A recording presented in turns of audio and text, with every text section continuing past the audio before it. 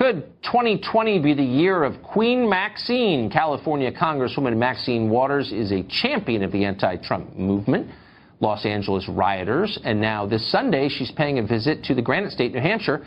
That can only mean one thing, of course, given that it's a long way from her district. She's running for president. Certainly the inauguration is a way of welcoming in someone to the presidency and honoring them and respecting them. I don't honor him, I don't respect him, and I don't want to be involved with it. And so I'm questioning the patriotism of all of those Republicans who are allowing this president to side with Putin.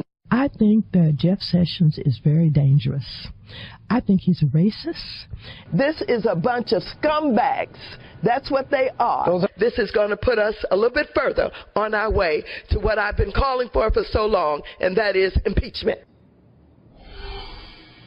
Larry Elder is a radio show host in Los Angeles, a proud son of that city. He knows Maxine Waters, and he joins us now for a preview of her presidential campaign. Larry, it's great to see you. Why should, I mean, is it fair to assume if she's going to New Hampshire, all the way from Hancock Park, where she lives in L.A., that she's thinking about running for president? Well, if she runs, she may have a few problems. Of the 535 lawmakers on D.C., Tucker, she's the only one, to my knowledge, who's written a letter to Fidel Castro urging him not to send back a woman who murdered a New Jersey state trooper, escaped, fled to Cuba. Congress passed a resolution urging Castro to return her. She wrote a letter to Castro. The woman who escaped is a former Black Panther.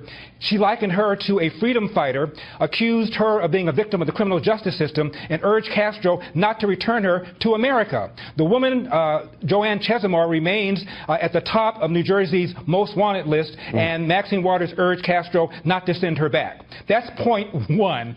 Second one is she falsely accused the CIA of basically fomenting the crack cocaine epidemic in the 80s and the 90s in the inner city. A argument that's been debunked by the Washington Post, the New York Times, and the LA Times. And of course, she had a meeting with the then Secretary of Treasury, urging him during the financial meltdown to bail out minority-owned banks without informing him that she and her husband had a financial interest in one of said minority banks, for which she was investigated by the House for ethics violation, played the race card. The violation, therefore, went supernova. It is one of the reasons, Tucker, why one of the left-wing groups, Citizens for Responsibility and Ethics, constantly labels her as one of the most corrupt politicians in Washington, D.C. Well, I can't speak to that because I'm not an investigator, but she's certainly good with money because she's been in office for 40 years, I think continuously, 40 years this year.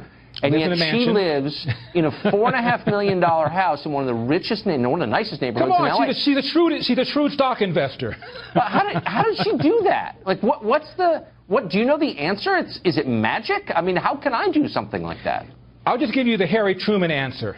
When you go into politics poor and you come out rich, you're stealing. and Tucker, we haven't even talked about that.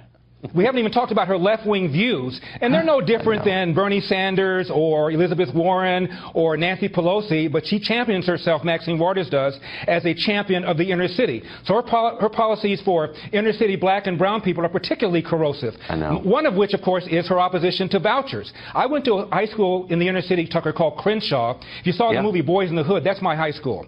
Right now, 3% of the kids at that school can do math at grade level. But if you live across the street, you are mandated to send your kid to that school. Republicans want to give that person across the street a choice to say, hell no. Democrats want that person to send their child to that school no matter what. That alone is a reason that people ought to reconsider Maxine Waters, and black people in particular ought to reconsider their allegiance to people like Maxine Waters that are doing a great deal of damage to the inner city.